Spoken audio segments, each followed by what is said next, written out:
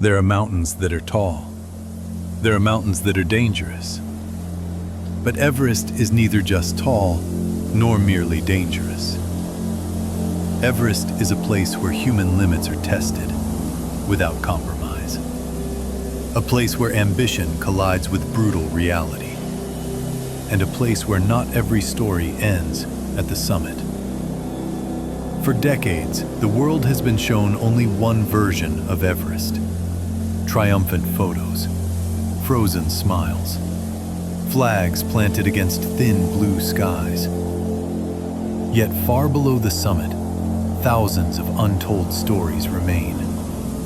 Stories of retreat, stories of silent decisions made in exhaustion, fear, and fading oxygen. This is their story. From the moment humans first gazed upon Everest, a dangerous illusion was born. The belief that the mountain was meant to be conquered. But Everest never promised success. It never promised safety. It never promised a second chance. Each climbing season, hundreds arrive at base camp carrying the same dream. They laugh, take photos, plan summit days. Yet slowly, Everest begins to reveal its true nature. Sleep becomes shallow. Breathing feels incomplete. Simple tasks turn exhausting. Here, many climbers learn a hard truth. Everest is not a test of strength, but of humility. Climbing Everest is not a single heroic moment. It is a collection of long, repetitive, punishing days.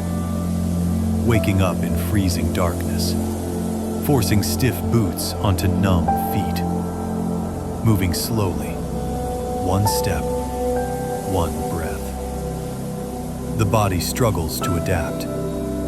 Each rotation higher brings new risks. Each mistake carries consequences. Yet the most dangerous element is not the weather. It is expectation. The belief that sacrifice must equal success, that turning back equals failure. A belief that quietly tightens its grip with every step upward. Summit Day is often described as glorious. In truth, it is often the darkest day of all. Climbers depart near midnight, black skies, cutting wind, headlamps moving like small stars along a narrow ridge. At extreme altitude, the mind no longer functions normally. Judgment slows, emotions destabilize.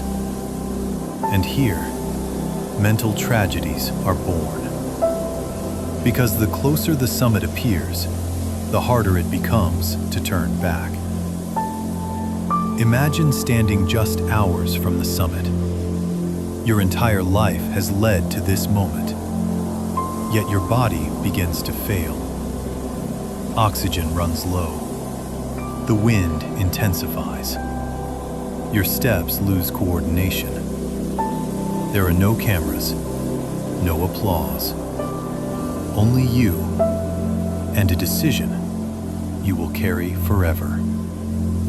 Many climbers say this moment hurts more than any failure in life. Because it is not just about the mountain. It is about ego, identity, self-worth. On Everest, ego is the deadliest threat. Ironically, most fatalities happen on the way down, when the body is exhausted, when focus fades, when emotion clouds judgment. Those who turn back carry two burdens: physical exhaustion and mental devastation. Some lose fingers, some lose friends, some lose their dream forever.